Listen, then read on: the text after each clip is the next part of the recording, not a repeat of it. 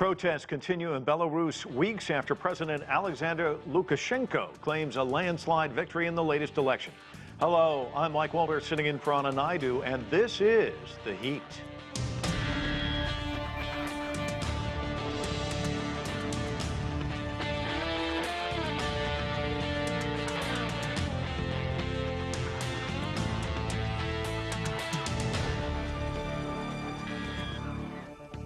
Political unrest continued over the weekend in the former Soviet Republic of Belarus. Tens of thousands of protesters demanding that President Lukashenko resign. They took to the streets in Minsk. For his part, a defiant Lukashenko, facing the worst crisis of his 26 years in power, blamed the United States for instigating the demonstrations. The protests began on election night after he was declared the winner with 80% of the vote. Meanwhile, the European Union is threatening sanctions after declaring the results falsified, offering to mediate the situation along with Russia, an offer Lukashenko has rejected. In short, it is a geopolitical mess. Let's get straight to our panel. Vladimir Golstein joining us. He is the head of Slavic Studies Department at Brown University in Providence, Rhode Island. Ulrich Bruckner is in Athens. He's a political analyst and professor of European Studies at Stanford University in Berlin. Sasha Razor immigrated from Belarus in 1999 to study in the United States. Now a Belarusian-American scholar. She joins us from Los Angeles. And with us here in Washington, D.C. is Eugene Chausovsky. He is a geopolitical analyst and a non-resident fellow at the Center for Global Policy. Eugene, why don't I start with you? Just a little bit of history. Lukashenko declared the president, 76% of the vote in 2001. 83% in 2006, 80% in 2010, 83% in 2015. This year around, he claims to have captured 80% of the vote. As we pointed out, though, in our setup, that triggered protests, demonstrations, mass demonstrations at that. What's different this time around? How do we get to this point? Well, I think the difference this time around, there's a number of different factors that influence both the scale of the protests and the response to them. So I think from Belarus's perspective, Lukashenko has been able to maintain his power by largely cracking down on protests when they arise and really kind of handicapping the opposition. But this time around, I think with a lot of angst due to the COVID-19 factor, due to ongoing economic problems in Belarus, there was a much larger protest presence and a broader scale appeal from the opposition, with Tikhanovskaya kind of taking the mantle and unifying opposition elements as well as the broader Belarusian society. So all of this erupted into a much larger protest, and one that we still see continuing to this day. And Sasha, you still have family and friends there. What are you hearing? What are they saying? Well, first of all, I think that nearly all Belarusians do know someone who has been in jail or who has been affected. And this is what mobilized people the most. For example, my friend Artur Klinov, who is a big artist in Belarus, he was looking for his daughter for 2 days, and she was in a Kristina, and luckily she is released. So people are shocked by these stories, and I have stories of professors looking for their students. Another friend of mine who is in Zlobin right now, who wrote her dissertation on the feelings of Belarusians in political elections. She said she's been crying for 2 weeks. So this is what is happening. And my own mother, who's been apolitical her entire life, she took it to the streets as well. So it really shows you the degree at which Belarusians are engaged and invested in these protests. What was it for your mom? Why did she take to the streets, do you think? She was shocked to learn about the police brutality, about the tortures that took place in jail, and she signed up to a Telegram channel in no time, and she was informed, and she went out with the rest of the people. You know, the president himself has talked about the current situation. Let's listen to what he had to say. In Minsk and elsewhere, the situation is not pleasant. This is my problem, which I am responsible for resolving, and which we are resolving. And believe me, in the coming days it will be resolved. There was a meeting with representatives of the police, with the people who are on duty every day from morning to night. I can see that they will not give their country to anyone. Do not worry, everything will be fine. Do not worry, everything will be fine. Sasha, what's your response when you hear something like that? Well, first of all, they have to admit journalists and private investigators to assess what is happening, and this didn't happen so far. Also, it is extremely difficult to work with the witnesses and to take down all the protocols, which would create a precedent for the international appraisal. I mean, in terms of what Amnesty International has been saying, there is a mass evidence of torture, which looks like a large-scale operation planned by the Belarusian government. Russia and Vladimir Putin have had kind of a unique relationship with Lukashenko and the government. Late last year, around December, they cut off oil to the country, but it was reestablished. Lukashenko, before the election, was claiming a number of countries were meddling with his affairs of the election itself, including Russia. 33 Russians were arrested, but later released. Give us your take on how Russia fits into all of this. Well, from what I understand, the Russians are kind of justifiably irritated by this rather erratic behavior of Lukashenko. You know, they probably, for starters, Russians are very nervous about not repeating the situation with Ukraine. Basically, what they want on their borders is a country which more or less they're not afraid of, the country which wouldn't bring NATO in, and so on. And Russians, you know, they have something to expect for what they're doing. Don't forget that, you know, the trade with Russia is probably the biggest, you know, source of income for Lukashenko, you know, plus subsidized oil. So they expect somebody who will treat them seriously and, you know, don't create troubles. As far as the rest of the concerns, from what I understand, Kremlin is irritated with him, and if they can find, if there will be some other kind of alternative, I think they'll be very happy to work with that alternative, as long as, you know, Russian interests, both kind of, you know, geopolitical, military, economic, are respected. But, you know, it is a case of, you know, not, you know, they tolerated him precisely because he was, you know, trying to be, you know, not particularly friendly with you know, kind of NATO alliance, but they were irritated by precisely the instances you brought up, including this military soldiers and so on who were arrested, and he's rather kind of, you know, not 100% reliable position. Ori, I mentioned that he had had some statements about Moscow, but he's also been very direct with fiery rhetoric aimed at the United States and Europe. Let's listen to what he had to say. All this had been planned and directed by the United States, and the Europeans are playing along. A special center has been created near Warsaw. We're keeping an eye on it and know what they are doing. Let me ask you about the EU and how they're playing this, how they're handling this, because it is somewhat different than how they responded to Ukraine back in 2014, isn't it? Well, it's clearly a learning process, what we can see here, that the European Union has no appetite in expanding further east, especially not in times of the pandemic, and it has never been an expansionist project to unite the continent anyway. It has always been open for countries that are willing and able to meet the criteria of Western-type democracy and market economy, and Belarus has always been far from thinking about that. And this is not only that the government is not interested in joining the European Union, also the people know very little about what the EU is and what it would change, and they are very self-centrist in how they discuss the changes there. And it's not a geopolitical discussion about we can't wait to join the European Union. So from that perspective, it's fundamentally different from Ukraine.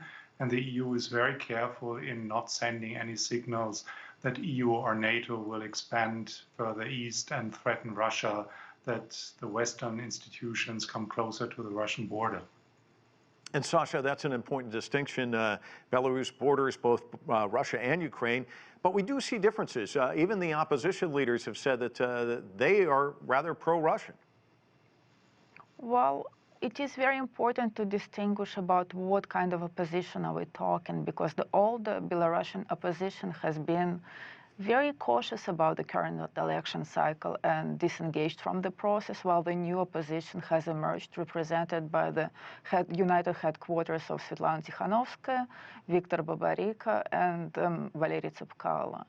So now back to your question about what this new opposition is saying, I take it as a very declarative statement about the pro-Russian attitudes and the idea of keeping a good relationship with Russia, although this transitional government, which is in the process of its formation right now, is very careful, saying that they are not specialists on foreign policy and they are not in a place to determine the country's foreign policy.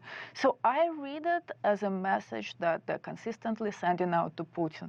Look, we love Russians, we speak Russian in this country, the Russian minority is not threatened, therefore, Mr. Putin, there is no need to deploy your troops and to invade us, like you did with Ukraine. This is basically how I read the message in Los Angeles. And Sasha, what about the rounding up of opposition figures, including a Nobel laureate who was picked up for questioning today? What does that do to the effort? Well, this news came to me as a shock because I didn't think they would dare to threaten Svetlana Alexievich. And it might show that the Lukashenko regime is completely disillusioned and doesn't have an accurate picture of how they are perceived in the world and what the powers are right now, and therefore they act irrationally. And if they continue to threaten famous public figures further, the outcry will intensify. Ulrich, Russia's foreign minister is weighing in on the situation. Let's listen to what he had to say. I think that the suggestions made by the president of Belarus about starting the constitutional reform, his invite to all the healthy parties interested in the normal development of their country to take part in this constitutional reform, I think that would be a big mistake to ignore this initiative. Do you agree with Lavrov? He seems to be indicating Lukashenko is serious about constitutional reform. Well, I cannot really see that this is what the people in Belarus want. It is not very politically developed. It is, people feel mistreated by the way the pandemic was managed. If someone tells you should rather go to fresh air and drive your tractor and then you're fine, or if demonstrations are addressed in such a violent, brutal way, then changing constitutional details is certainly not what will ease the situation in the country.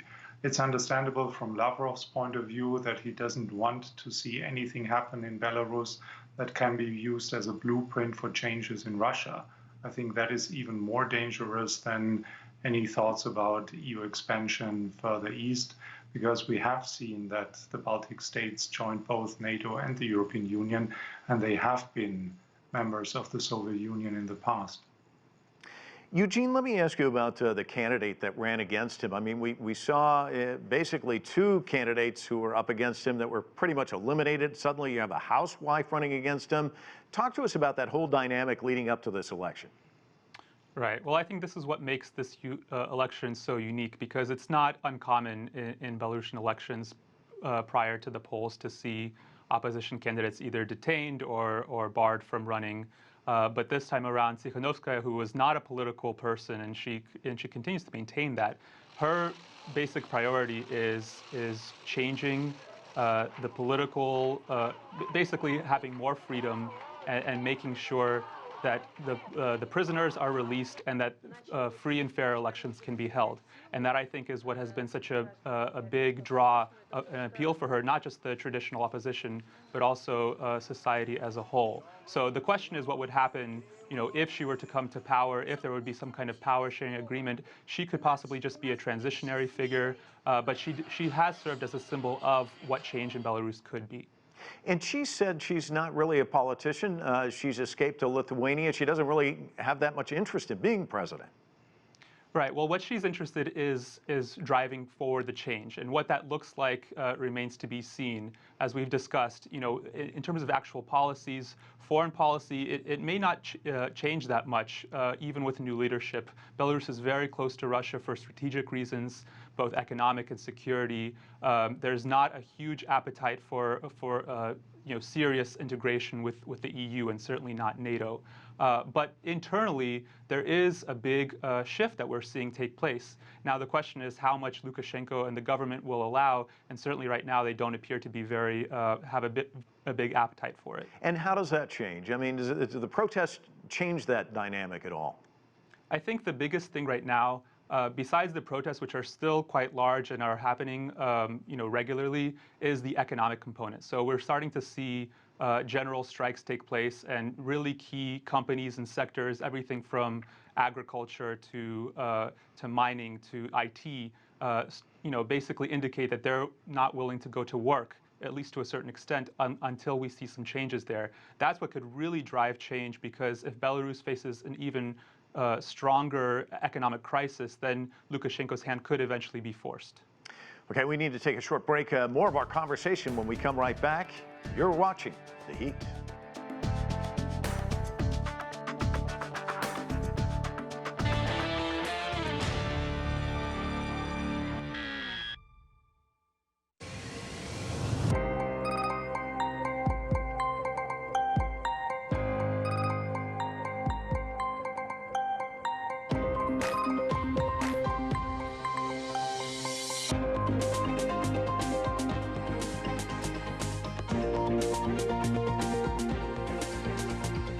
All you need to know about China. China 24, only on CGTN.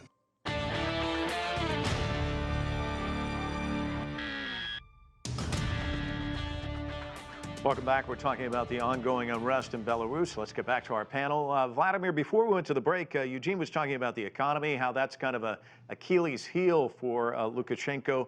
But we've also seen after this election, he's tried to have closer ties with Russia. How important is those ties with Moscow at this stage? And where does it seem like the Kremlin's coming down on this? Well, economy is very important, as we all know. And, we discuss a lot about sort of Belarusian foreign policy, but I think Lukashenko managed to craft a rather interesting, domestic policy. And I'm not sort of condoning his mistreatment of protesters, but basically throughout this 20-some years, with the collapse of the Soviet Union, Lukashenko managed to maintain certain social kind of practices, if you wish. Big factories which Russia closed, he continued to have them working. And the stuff which he would produce, agricultural, heavy machinery, he would sell to Russia.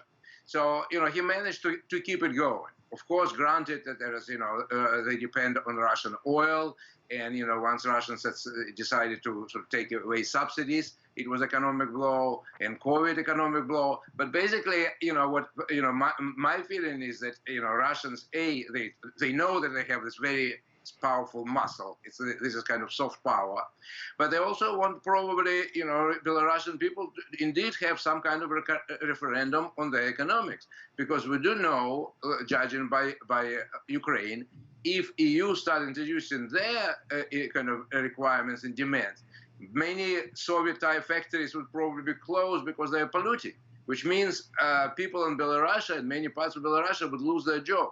So it's a very complicated situation there, precisely economically. So the country and even opposition might be attuned somewhat about Russia and NATO and so on. But economically, it's a big issue, which more or less for Belarusian people to decide. Do they want to take this kind of shock therapy and try to be integrated into European ways, or do they want to continue some kind of socialist things, which again not quite even attuned with Russia, but it's their own. Vladimir, the European Council president weighed in on all of this. Let's listen to what he had to say. The European Union stands in solidarity with the people of Belarus, and we don't accept impunity. On August 9th, Belarus held elections. These elections were neither free nor fair and did not meet international standards. We don't recognize the results presented by the Belarus authorities. Now, the EU is talking about sanctions. France's President Emmanuel Macron, German Chancellor Angela Merkel say that they want to mediate, but they'd like to do so with Russia. Do you think there'll be any appetite on the part of Moscow to do that sort of thing? Well, I think there will be appetite, and we know in aftermath of all that, we know that Putin had conversations with both Macron and with Angela Merkel, and I think they probably, hammered some kind of a deal. They, because I have a feeling that Putin said we want sort of Belarus, which will be kind of friendly to us, but we're not vested in Lukashenko. Whatever that will be happen there, that's fine with us. So, it's a mistake to think that Russians are just sitting there trigger happy to introduce some kind of army and risk Russian lives for the sake of the leader, which is, had a very complicated relationship with him. So I think, yes, there is appetite for some kind of peaceful transition. As one of your guests said, there is no interest in escalation, especially at this particular time with COVID and economic tensions as it is. Sasha, let me ask you, given what we've been talking about, what's the best case scenario as you see it of somebody stepping up and mediating this? Well, I think that if EU and Russia could both coordinate their efforts and agree on the basic questions of Belarus, its neutrality, the free will of its people, and somehow facilitate the new election cycle, this is the best case scenario in Belarus. In terms of economy, I agree with Eugene here that it is going to be very difficult and it might take a village to put Belarus back on its feet. How has the COVID-19 pandemic impacted things? So there is no data on how many people are sick, how many are infected, and how many have recovered. And this is something that is very scary right now, because with large-scale protests, we are to expect the huge second wave, and we do not know what the death toll will be. Eugene, we've talked about Russia, we've talked about the EU, but we have not talked about China. And President Xi Jinping did call Lukashenko after the election, congratulating him on his victory. He said he offered his congratulations on behalf of the Chinese government, the Chinese people, and in his own name. Pretty much an illustration of the strength of the relationship between these two countries. Belarus was one of the first countries to actually sign on for the Belt and Road Initiative. Talk to us about their ties, and what role do you think China can play? Right. So China is definitely an important player in Belarus, especially economically. For the most part, China has stayed out of any kind of security or serious political issues in the country. But I think from the Chinese perspective, it largely mirrors that of Russia in the sense that what China prefers is kind of a status quo, or at least no disruptions, major disruptions to stability, both because they don't want to see their projects threatened in terms of the Belt and Road, but also because of protests within China, or that we've seen in Hong Kong and places like that, just like Russia is dealing with it. So these countries, on the one hand, Russia and China, want to see stability is the number one factor, and they don't want to see any major change to the status quo. Whereas on the other hand, you have EU, US pushing for change and hopefully, from their perspective, a more pro-Western orientation of Belarus. I don't see that happening anytime soon, but you see how these different sides kind of clash with each other. And let me ask you about the United States, because a diplomat from the US State Department has just left Lithuania and is now heading over to Russia, also trying to play a role in all of this. Where does the US land in all of this? Really, the U.S. is not a huge player in Belarus. I mean, the EU has been the biggest actor from the pro-Western side. I mean, Belarus is a part of the Eastern Partnership Program, although it's been one of the least active members. From the U.S. side, there has been some small increase in economic ties in recent years, but these are pretty small in overall number.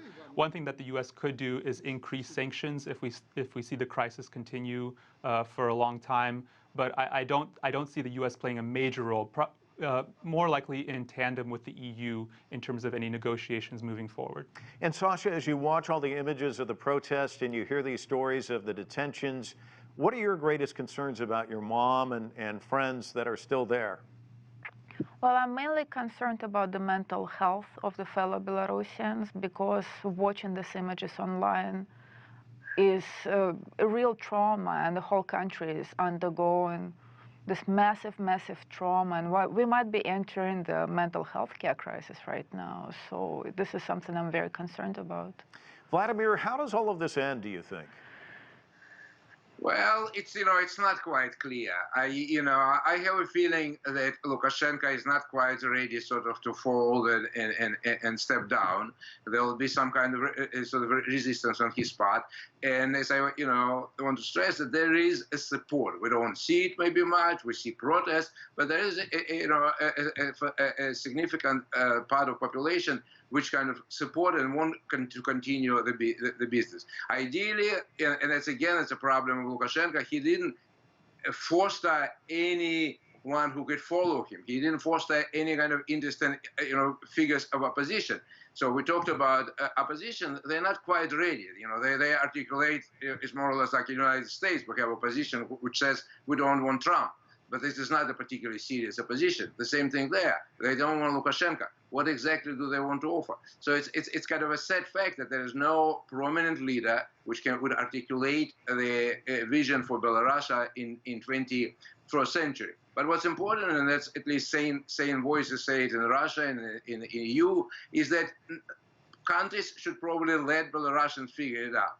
And while countries like Germany or France or even the United States try to be on sidelines, we do know that certain members of EU, like Poland or Lithuania, are taking sides, and they are promoting sort of, unrest. They're doing it. So I think, the more Belarusians would left to themselves and figure it out with some kind of sympathy of all sides, the sooner we'll solve the whole situation peacefully. Ulrich, we'll leave you with the last word. How do you see this ending? Well, I have been socialized in 1989 when I studied in Berlin, in West Berlin, in a sea of communism. And everyone from the GDR told me that this system is so stable, it will last forever, and it has been so oppressive, they know how to handle it.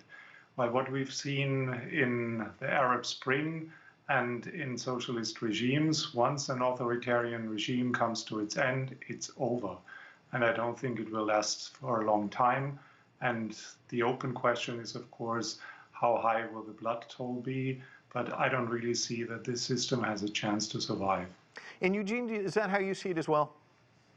Well, I think, Lukashenko has proven that he's a survivor politically for all of these years, but this is an unprecedented time right now. And so on the one hand, it could escalate, and hopefully it doesn't get into a violent scenario, or there could be some kind of middle ground, politically negotiated settlement. But I think we're probably going to see this play out for some time to come. And for some time to come, is that months?